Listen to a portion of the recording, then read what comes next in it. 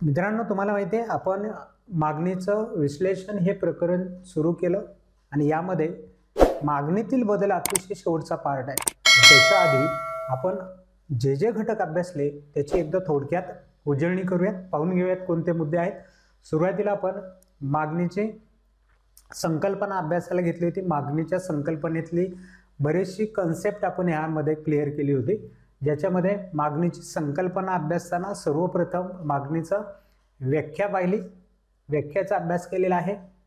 त्यानंतर मागणी पत्रकं अभ्यासलेली आहेत, मागणी वक्र अभ्यासलेले आहेत. ही मागणी पत्रकं कोणाची होती आणि मागणी वक्र कोणाचा अभ्यासलाय, तर त्याच्या संकल्पना दोन आपण विचारात घेतल्या होत्या. आपण इथं प्रकार म्हटले मी त्याला, परंतु तो प्रकार नाही आहे, त्या संकल्पना आहेत. वैयक्तिक आणि बाजार अशा दोन संकल्पना अभ्यासल्या होत्या. वैयक्तिक मागणी आणि बाजार मागणी आपण त्याला म्हणत होतो. या दोन संकल्पना आणि त्यांचे पत्रक आणि त्यांचे वक्र अशा संकल्पनांचा एकत्रित आपण अभ्यास केला. यानंतर पुढचा मुद्दा अभ्यासला होता मागणीच्या प्रकारांच्या संदर्भात.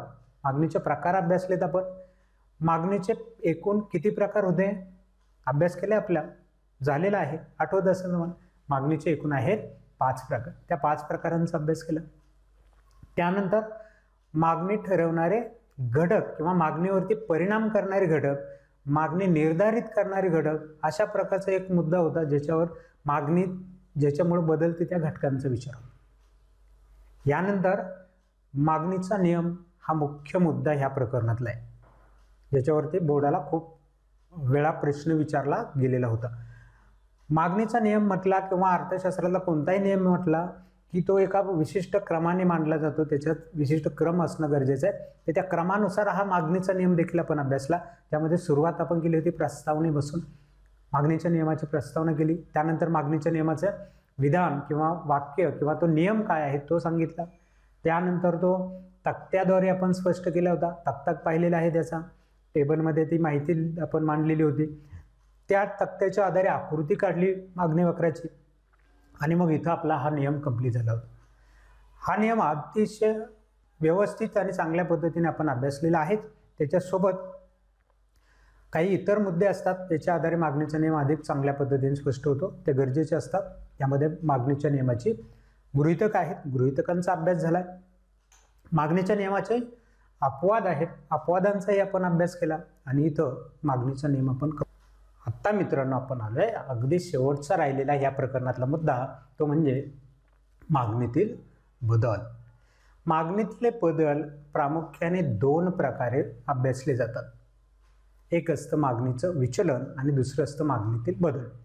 मागणीच्या विचलनात 2 प्रकार आहेत. त्यामध्ये पहिला आहे मागणीचा विस्तार, त्याचा आज आपण अभ्यास करणार आहोत.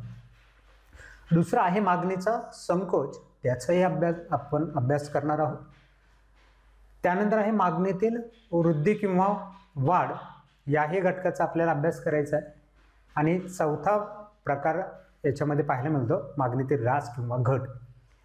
तर अशा प्रकारे 4 मागणीत बदल होतात. ह्या 4 घटकांचा अभ्यास मागणीच्या बदलांच्या अंतर्गत येतो, त्याचा आपण अभ्यास करूयात. चला तर मग सुरू करूयात.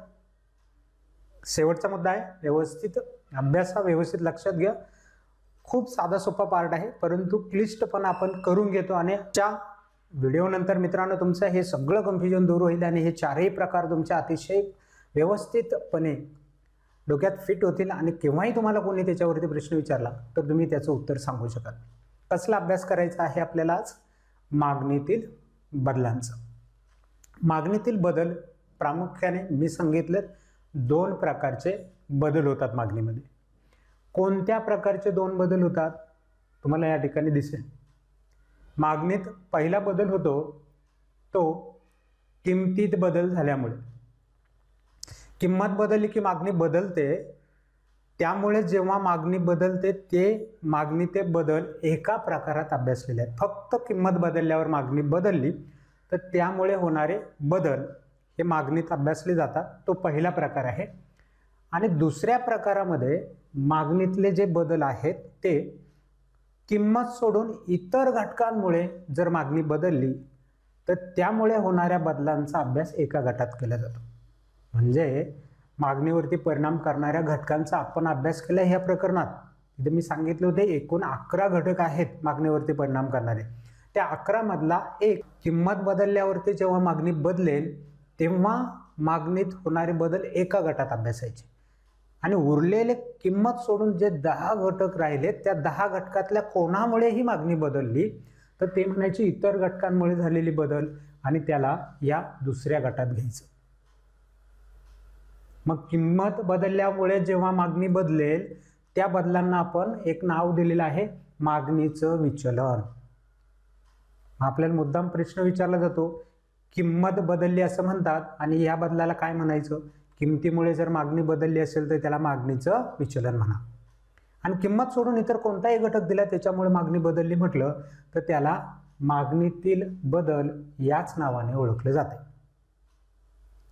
मग आता तुमच्या लक्षात आलं असेल 11 घटकांपैकी किमतीमुळे मागणी बदलली तर त्याला मागणीचं विचलन म्हणा आणि उरलेल्या 10 घटकांमुळे जर मागणी बदलत असेल तर त्याला मागणीतला बदल म्हणा. आता किमतीमुळे जी मागणी बदलेल ती मागणी देखील किमतीमुळे 2 प्रकारे बदलेल. किमतीत बदल झाला म्हणजे काय, एकतर पूर्वी असलेली किंमत जी आहे त्यापेक्षा किंमत वाढेल किंवा आहे त्यापेक्षा किंमत कमी होईल. अशी जेव्हा वाढ किंवा घट होईल तेव्हा मागणी बदलली असे म्हणता येईल. आहे तिथंच असेल तर बदल म्हणणार नाही आपण. एकतर किंमत वाढली किंवा कमी झाली तर बदल झाला असं आपण म्हणाल. मग इथं किंमत कमी होईल त्यामुळे मागणी बदलू शकते किंवा किंमत वाढल्यामुळे मागणी बदलू शकते. हे दोनच परिणाम या ठिकाणी होणार आहे. मग किंमत कमी झाल्यावरती मागणीत झालेल्या बदलाला काय म्हणायचं आणि किंमत वाढल्यावरती मागणीत झालेल्या बदलाला काय म्हणायचं हे पण आपल्याला समजून घ्यावं लागेल. ह्याच्यावरून पुन्हा मागणीच्या विचलनाचे 2 प्रकार होतात. पहिला प्रकार त्यामध्ये आहे किंमत कमी झाली की मागणी वाढते, किंमत कमी झाली की मागणी वाढते. मग ती वाढलेल्या मागणीला किंमत कमी होऊन मागणी वाढली असं म्हटलं जात नाही, तर मागणीचा विस्तार झाला किंवा मागणीचं प्रसरण झालं असं म्हटलं जात आहे. त्याला विशिष्ट नावं दिलेली आहेत. आता दुसरा आहे किंमत वाढली की मागणी काय होईल, कमी होईल. त्याला कमी होते मागणी असं नाही म्हणत, त्याला काय म्हटलं जातं, मागणीचा संकोच झाला किंवा मागणी आकुंचन पावली असं म्हटलं जाते. म्हणून किमतीमुळे मागणीमध्ये 2 बदल होतात. एक मागणीचा विस्तार होतो आणि एक मागणीचा संकोच होतो. त्याला 2 नावं आहेत, ते पण आपल्याला लक्षात ठेवायचे. हे झालं किमतीमुळे झालेल्या बदलांविषयीची माहिती. दुसरा बदल काय सांगितलं मी, इतर 10 घटकांपैकी कोणत्याही घटकामुळे मागणी बदलली असेल किंमत सोडून तर त्याला काय म्हणणार. इथे तुम्ही विचार केला तर मागणीत इतर घटकांमुळे जे बदल होतात तेही 2 प्रकारे होतात. एक, इतर घटकांमध्ये अनुकूल बदल झाल्यामुळे मागणी बदलणार आहे आणि इतर घटकात प्रतिकूल बदल झाल्यामुळे देखील मागणी बदलणार आहे. मग इकडच्या घटकांनी देखील मागणी बदलल्यावरती 2 प्रकार होतात. एक आहे इतर घटकांमध्ये अनुकूल बदल झाल्यामुळे, अनुकूल म्हणजे चांगला बदल आहे त्यामुळे मागणी वाढते. तर इतर घटकांमुळे जर मागणीत वाढ झाली तर त्या वाढीला वाढ न म्हणता मागणीतील वृद्धी किंवा वाढ असा शब्द वापरला जातो. या उलट प्रतिकूल बदल झाले की मागणी कमी होते, मग त्यावेळेस मागणी कमी झाली असं म्हणण्याऐवजी त्याला शब्द आहेत मागणीचा ऱ्हास झाला किंवा मागणीत घट झाली. मग मित्रांनो तुमच्या लक्षात आलं असेल मागणीतले बदल हे वेगवेगळ्या घटकांमुळे मागणी बदलत असते, त्यावरून त्याचे वेगवेगळे प्रकार चाललेले आहेत आणि त्या प्रकारानुसार मागणीतले बदल सांगितले जातात. इथे 2च घटक लक्षात ठेवायचे.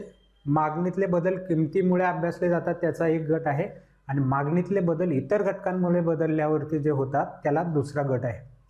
किमतीमुळे पुन्हा तुम्हाला प्रकार पाहायला मिळतात, एक विस्तार आणि एक संकोच, आणि इतर घटकांमुळे वृद्धी आणि वाढ असे घटक पाहायला मिळतात.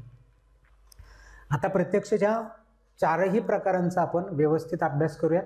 बोर्डाच्या परीक्षेला याच्यावरती प्रश्न विचारला जातो. 8 मार्काचा प्रश्न देखील याच्यावरती विचारलेला आहे बोर्डाने, त्यामुळे अतिशय महत्त्वाचा पार्ट आपण म्हणूयात. पहिला, किमतीमुळे झालेल्या बदलांमधला पहिला प्रकार मी घेतलाय मागणीचा विस्तार. कशाला म्हणायचं मागणीचा विस्तार, इतर घटक स्थिर असताना, ते 10 घटक म्हटले होतो ना मी, ते नाही बदलत, त्याच्यामध्ये बदल होता कामा नये. फक्त बदलणार कोण आहे, किंमत. म्हणून इथं त्याचं व्याख्या कशी केली पहा. इतर घटक स्थिर असताना किंमत कमी झाल्यामुळे जेव्हा मागणी वाढते तेव्हा त्याला मागणीचा विस्तार असे म्हणतात. आलं लक्षात. इथं इतर घटक स्थिरच गृहीत धरावे लागतात तरच तुम्हाला हा प्रकार पाहायला मिळेल. फक्त बदल कोणात पाहिजे? किमतीमध्ये. किमतीत बदल झाला पाहिजे. तो पण कोणता पाहिजे? किंमत कमी झाली पाहिजे. आणि किंमत कमी झाल्यावर जी मागणी वाढेल त्याला मागणीचा विस्तार म्हणतात. मग इथं तुम्हाला सांगावं लागतं इतर घटक स्थिर आहेत असं गृहीत धरा. मग इतर घटक कोणते?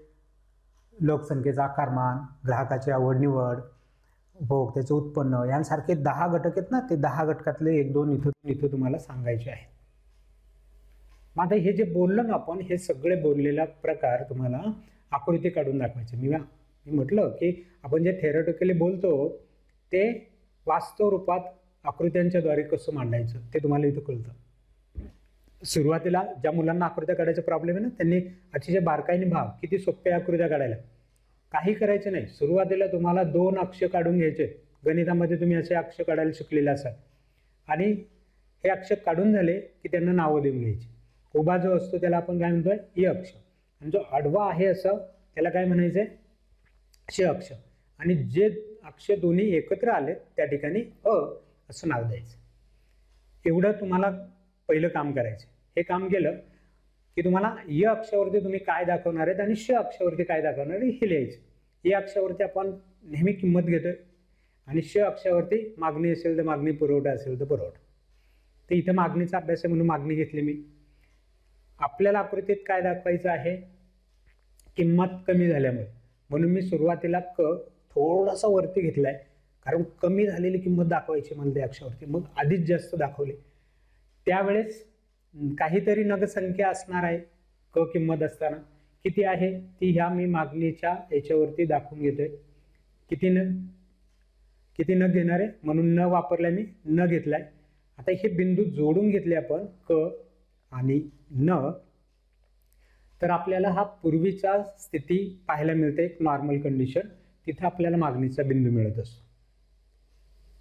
आता याच्यानंतर आपला विस्तार घडून येतो. बदल झाल्यानंतर बदल होणं गरजेचं ना. बदलासाठी आधीची स्थिती माहिती पाहिजे, ती काढून घेतली आपण. आता आपण म्हटलं होतं किंमत कमी झाल्यावरती मग किंमत तुम्हाला कमी करायची. ती किंमत कमी करून मी खाली घेतली पहा. आणि तिथं थोडासा कला डॅश केलाय म्हणजे क1 आपण म्हणूया त्याला. तिथं घेतलाय मी. किंमत तिथपर्यंत कमी झाली. किंमत कमी झाली की मागणी वाढते. किंमत कमी झाली की मागणी वाढते. तिथे न पर्यंत दाखवली. मग आता ही किंमत कमी झालेली आणि मागणी वाढलेली हे दोन्ही घटक एकत्र आणा, जोडून घ्या. ला न कडे पाठवा आणि न 1ला क पाठवा. दोघेही एका ठिकाणी भेटायला येतात. आणि त्या ठिकाणी भेटायला येतात ते ठिकाण म्हणजे काय झालं? आपला बिंदू. आधी मागणीचा बिंदू कुठं होता? तो पिवळा बिंदू आहे ना, तिथं होता. आता किंमत कमी होऊन मागणी वाढली तेव्हा तोच बिंदू तिथून जागा सोडून कुठं आलाय? रेड बिंदूच्या ठिकाणी आला. लाल बिंदू आपल्याला दिसतोय ना, तिथं आले. त्यामुळे मागणी वक्रावरती हा बिंदू आधी वरती होता. तो मागणी वक्र काढून घेतला मी. त्याला नाव द्यायचं म1. तर तो वक्र जो काढलाय त्याच्यावरती हा पिवळ्या ठिकाणी होता. तिथून तो आला कुठं? रेडकडं. असं या पिवळ्या बिंदूपासून खाली येणं त्याला आपण विस्तार म्हणतोय. इथं काय झालंय? क पासून क1 पर्यंत मागणी, किंमत कमी झाली आणि त्याचा परिणाम न पासून न पर्यंत मागणी वाढली. किंमत कमी झाल्यामुळे मागणी वाढली. त्यामुळे बिंदू पिवळ्यापासून लाल बिंदूपर्यंत आला. जेव्हा असं बिंदू त्या वक्रावरती खालच्या बाजूला सरकेल तेव्हा त्याला मागणीचा विस्तार झाला असं म्हणतात. आणि हा विस्तार आपल्याला अशा पद्धतीने दाखवते. नंतर आहे दुसरा प्रकार. दुसरा प्रकार आहे मागणीचा संकोच. या प्रकाराची आपल्याला व्याख्या पाहिजे आणि आकृती काढून त्याच्यात तो घटक दाखवायचा. काय व्याख्या? इतर घटक स्थिर असताना किंमत वाढल्यामुळे जेव्हा मागणी कमी होते तेव्हा त्याला मागणीचा संकोच असं म्हणतात. मागणी कमी झाली असं नाही म्हणायचं, त्याला मागणीचा संकोच म्हणायचं असं म्हणतात. याही ठिकाणी इतर घटक स्थिर गृहीत धरायचे. फक्त किंमत बदलली पाहिजे. आणि किंमत कशी बदलणार आहे? किमतीत वाढ होणार आहे. किंमत वाढली की मागणी कमी होईल. त्या कमी होणाऱ्या मागणीलाच कमी होते असं न म्हणता संकोच म्हणायचे. फक्त तो झाला मागणीचा संकोच। या स्थितीमध्ये इतर घटक स्थिर गृहीत धरावे लागतात, जसे लोकसंख्येचे आकारमान, आवडीनिवडी, उपभोक्त्याचं उत्पन्न, हे जे इतर घटक आहेत ते स्थिर आहेत, त्याच्यात बदल होत नाही असं गृहीत धरायचं। आणि मग हेच जे मी सांगतोय ते आकृतीत दाखवायचं। आकृती काढायला आपण शिकलो आधीच्या प्रकारामध्ये। दोन अक्ष काढून घ्यायचे, काढून घ्या। अक्ष काढून झाले की त्या अक्षांना नावं देऊन घ्यायची, य अक्ष, आणि मग त्या अक्षावरती कोणते घटक घेतोय आपण ते लिहायचं। इथं किंमत आणि दुसरी मागणी हे दोन घटक येणार आहे, हे दोन्ही घटक घेतले की त्यानंतर जायचं बिंदू दाखवायला। किंमत वाढल्यामुळे असं आहे ना, म्हणून किंमत आधी कमी दाखवा मग वाढलेली दाखवता येईल आपल्याला, म्हणून आता मी क कुठे घेतलाय, थोडंसं खाली घेतलं, तो वाढलेला दाखवायचा आहे म्हणून। नंतर क किंमत असताना काहीतरी मागणी येत असते, ही मागणी किंमत कमी असल्यामुळे मागणी जास्त येत असते आधी, म्हणून मी न थोडासा लांब दाखवले। आणि मग हे दोघांना जोडून घ्या, क आणि न हे दोन बिंदू जोडले तर तुम्हाला सुरुवातीचा बिंदू मिळतो मागणीचा, तो या ठिकाणी। आता आपली संकोचाची स्थिती निर्माण व्हायला सुरुवात होईल। किंमत वाढल्यामुळे मग किंमत वाढलेली दाखवा, अक्षावरती वर दाखवली मी ती क1। किंमत वाढली की मागणी काय होईल, कमी होईल, मग कमी झालेली मागणी न1 ने दाखवली आणि हे दोन्हीही बिंदू आपण जोडून घेतले। क1 ला न1 कडे पाठवलं आणि न1 लाही क1 कडे पाठवलं, दोघे एकत्र आलेत भेटायला कुठं, या पिवळ्या बिंदूवरती। इथे दोघांची गाठभेट झाली। सरळ रेषेत याला तिकडे पाठवायचं आणि सरळ रेषेत तो पुढे जाईल। मग इथं जे एकत्र आलेत त्या दोघांना मिळून मागणीचा वक्र तयार होतो आणि त्या वक्रावरती आपल्याला असं दिसतं की मागणीचा बिंदू सुरुवातीला र या ठिकाणी खाली होता, तो आता किंमत वाढल्यामुळे मागणी कमी होऊन वरच्या बाजूला गेला। असं बिंदूचं वरच्या बाजूला जाणं म्हणजे मागणीचा संकोच झाला। संकोचात मागणीचा वक्र वर जातो, बिंदू वर जातो आणि विस्तारामध्ये बिंदू खाली येतो, हे तुमच्या लक्षात आलं असेल। इथे आपला हा दुसरा प्रकारही पूर्ण होतोय। इथं काय पाहिले आपण, किंमत वाढली की मागणी कमी होते आणि त्यामुळे तो बिंदू खालून वर सरकतो, तो मागणीचा संकोच। यानंतर तिसरा प्रकार, ज्यामध्ये आपण आता किमतीतल्या बदलांवरून दोन प्रकार होते ते अभ्यासले। आता इतर जे 10 घटक आहेत त्या 10 घटकांमुळे जी मागणी बदलेल त्या मागणीतल्या बदलांचा अभ्यास करायचा आहे। त्याच्यातला पहिला आहे मागणीतली वृद्धी किंवा वाढ। याची व्याख्या सांगायला लागेल। आता याची व्याख्या काय होईल, किंमत स्थिर असताना, आधीच्या प्रकारांमध्ये काय म्हणत होतो आपण, इतर घटक स्थिर असताना, इथं काय म्हटलंय, किंमत स्थिर असताना। बदल झाला ना, आता हे वेगळा प्रकार सुरू झाला। इथं किंमत स्थिर म्हणायची, किमतीत बदल होऊ द्यायचे नाही, 10 घटक बदलायचे आपल्याला। इतर घटकांमध्ये अनुकूल बदल झाल्यामुळे जेव्हा मागणी वाढते तेव्हा त्याला मागणीतील वृद्धी म्हणा, मागणीची वाढ किंवा वृद्धी दोन्ही काही वापरता येईल। विस्तार नाही म्हणता येणार तुम्हाला, इथं काय वापरावं लागतं, वृद्धी झाली, वाढ झाली असं म्हणावं लागतं, कारण ते किमतीमुळे झालेलं नाही। किमतीमुळे विस्तार होतो, संकोच होतो, पण इतर घटकांमुळे वाढ किंवा वृद्धी होते। म्हणजे इथं आपल्याला किंमत स्थिर हे फार महत्त्वाचं आहे। इतर घटक बदलतात, जसं की लोकसंख्या, आवडीनिवडी, उपभोक्त्याचं उत्पन्न, यामध्ये बदल होईल, पण किंमत स्थिर असेल ते महत्त्वाचं आहे। हे देखील आपल्याला आकृतीत दाखवायचं आहे। आता नेहमीच्या आकृत्यांप्रमाणे आपण दोन अक्ष पटकन काढून घ्यायचे, काही कळलं नाही तरी तुम्हाला एवढं काढता येईल आणि त्यांना नावं देऊन घ्यायची, य अक्ष। एवढं झालं की मग विचार करायचा कोणत्या अक्षावरती काय घ्यायचं। इथं आपल्याला किंमत आणि मागणीच घ्यायची आहे, मग किंमत दाखवली, मागणी दाखवली, इतर घटक नाही दाखवायचे आपल्याला। 10 आहेत ना, ते 10 कुठं दाखवणार आपण, मग त्याऐवजी आपण किंमतच घेतली। आता ह्या किमतीवरून आपण विचार केला तर किंमत क आहे, मी इथं मध्यभागी घेतली, तर तुम्ही म्हणाल सर मध्यभागी का घेतली, आधीच्या ह्याच्यात वरती घेतली, नंतरच्या ह्याच्यात खाली घेतली आणि हे का मध्ये घेत आहेत। तर मित्रांनो इथं काय म्हटले वरती पहा बरं, किंमत स्थिर असताना, स्थिर म्हणजे काय, बदलायचीच नाही, बदलायची नाही म्हणून मी मध्ये घेतली। बदल करायचं असतं तर मग मी आधी जास्त दाखवून कमी करण्यासाठी आधी जास्त दाखवली असती, कमी आहे ते वाढलेली दाखवायची असेल तर मी आधी कमी दाखवली असते मग वाढलेली दाखवली असते। इथं मला बदलायचीच नाही, मी मध्येच ठेवली तिला, कळलंय का घेतली, मध्ये ठेवले आणि मग त्या किमतीला काहीतरी मागणी येत असते, ती न बिंदूने आपण दाखवतो। इथं न बिंदूने ती दाखवली की मग ते बिंदू जोडून घ्यायचे. आपल्याला एक नॉर्मल आधीचा मागणीचा बिंदू लागत असतो. तर तो अशा पद्धतीने हे दोन्ही घटक जोडले की तुम्हाला मागणीचा बिंदू मिळतो. जे हे दोघंही जिथे एकत्र येतात ना तिथे तो बिंदू असतो. इथं आपण तो बिंदू दाखवला आणि त्याच्या आधारे एक मागणीचा वक्र काढून घेतला. आता तुम्ही म्हणाल सर तुम्ही लगेच का बरं मागणीचा वक्र काढलाय? आधीच्या याच्यावरती तो दोन्ही बिंदू काढून घ्यायचो आणि मग आपण एकत्र ते जोडायचे बिंदू, मग मागणी वक्र मिळायचा. तुम्ही एकाच बिंदूमध्ये काढलाय. हां, हे तर या प्रकाराचं वैशिष्ट्य आहे. इथं तुम्हाला एक काढलं की लगेच मागणी वक्र काढायचं आहे. का? कारण दुसरा जो आहे ना तो तुम्हाला ह्या वक्रावरती खालीवर मिळत नाही, म्हणून आपल्याला पुढं कळेलच ते. आता आपण म्हणतोय किंमत स्थिर आहे, इतर घटकांमुळे मागणीत वाढ झाली. किंमत बदलली नाही, तिथंच आहे कबशी, परंतु दुसऱ्या घटकांमुळे काय झाली, ही किंमत वाढली आणि वाढलेली किंमत आपण इकडे 9 पर्यंत दाखवलेली. 3 वाढलेली आणि आधीची किंमत स्थिर, त्या किमतीनेच पुढे यायचं कारण बदललीच नाही. तिथूनच मी रेष काढली आहे पहा. आणि ही 9 जिथे मिळाले ना तिथून आपण वरती पाठवूयात. हे दोघंही एकत्र येतील तिथं आपल्याला मागणीचा दुसरा बिंदू मिळेल.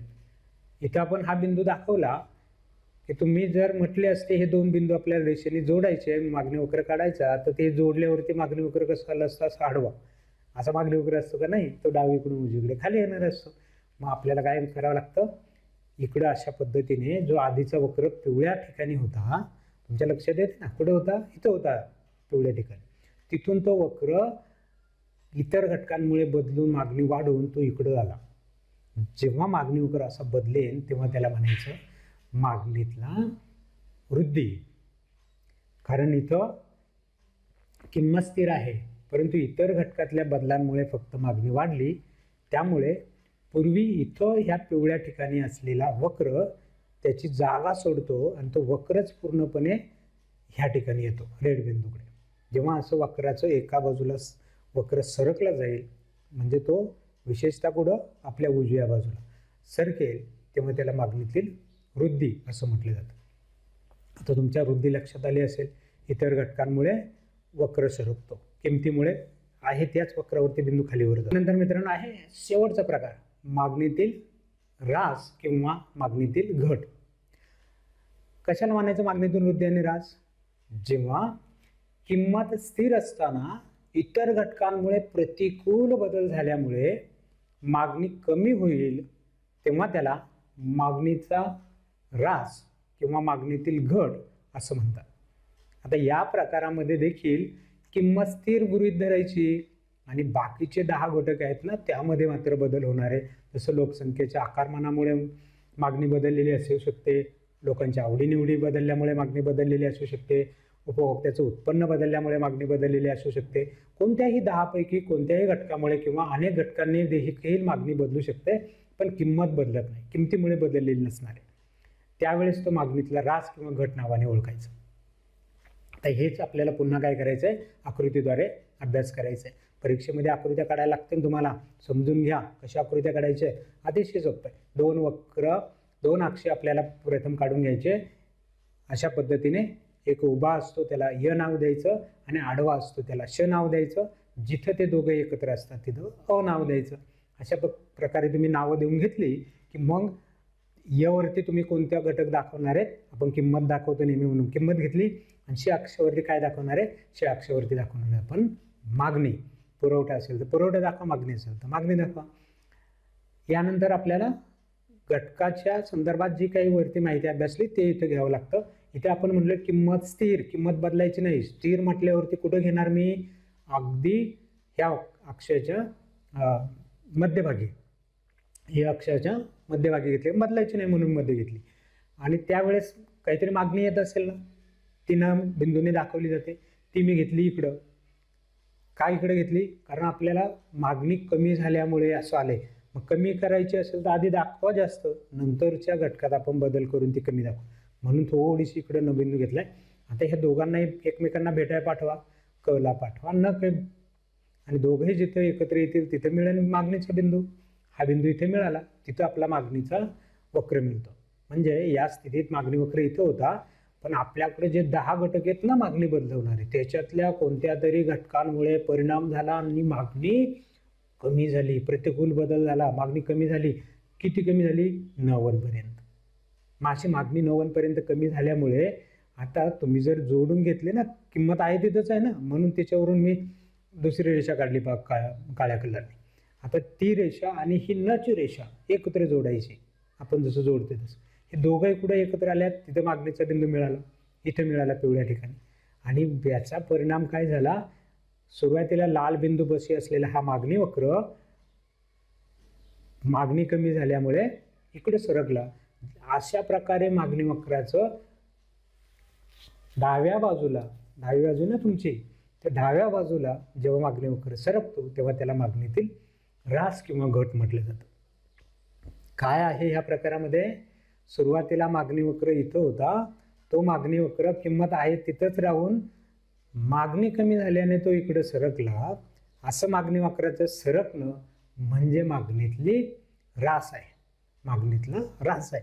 अशा प्रकारे मित्रांनो आज आपण मागणीतील बदलांचे प्रामुख्याने 2 जे प्रकार केलेत त्या प्रकारांचा अभ्यास केला आणि त्या प्रकारांमध्ये असणाऱ्या ही प्रकारांचा अभ्यास केला. मागणीतील बदल 2 गटात वर्गीकरण केलेत. एक मागणीचं विचलन आणि दुसरं मागणीचा बदल या नावाने ओळखले जातात. मागणीचं विचलन होतं किमतीत झालेल्या बदलांमुळे मागणीतील बदल होतात इतर घटकांमुळे. मागणीचे विचलन 2 प्रकारे असतं, एक मागणीचा विस्तार आणि एक मागणीतील संकोच. तर इतर घटकांमुळे जी मागणी बदलते त्यामुळे मागणीत होतं वृद्धी आणि मागणीत होते ऱ्हास. अशा प्रकारे खरे मागणीतले बदल 4 आपल्याला म्हणता येतील आणि या 4ही बदलांचा आपण या ठिकाणी अभ्यास केलेला आहे. इथं आपले हे प्रकरणही संपलंय आणि मागणीचा विश्लेषणाचा पाठ देखील संपलेला आहे. मला वाटतं आपल्या सर्वांना ह्या प्रकारांचा अभ्यास व्यवस्थित समजलेला असेल. चांगला अभ्यास करून ठेवा. फरकांमध्ये याच्यावरती प्रश्न येतात. फरक विचारला तर आकृत्या काढायला विसरायच्या नाही. व्याख्या लिहायची, कोणते घटक स्थिर आहेत तो एक मुद्दा लिहायचा आणि एक आकृती काढायची. अशा प्रकारे 3 मुद्द्यामध्ये फरक स्पष्ट करा. 2 पैकी 2 मार्क तुमचे कन्फर्म होऊन जातील. 4 मार्काला 8 मार्काला ही प्रश्न याच्यावरती विचारले जातात, येऊन गेलेले आहेत बोर्डाला. तेही आले तरी तुम्ही अशा प्रकारे त्याचं विश्लेषण करू शकाल. मित्रांनो इथं आपला हा मागणीच्या विश्लेषणाचा पाठ संपलेला आहे. जर तुमच्या मनामध्ये काही शंका असतील तर हा व्हिडिओ पुन्हा एकदा रिपीट पहा, शंका दूर होतील. नाही झाले तर अजून एकदा पहा. मला खात्री आहे 2 ते 3 वेळा व्हिडिओ जर तुम्ही व्यवस्थित ऐकला तर तुमचे सगळे प्रश्नांची उत्तरे इथं सॉल्व्ह होऊन जातील. आणि आजचा व्हिडिओ आपण आता मित्रांनो या ठिकाणी थांबूयात. मला आशा आहे की तुम्हाला हा घटक चांगल्या प्रकारे समजलेला असेल. काही शंका असतील तर नक्की तुम्ही कमेंटमध्ये विचारू शकता. चला तर मग आजचा व्हिडिओ या ठिकाणी थांबूयात. भेटूया पुढच्या नवीन व्हिडिओमध्ये.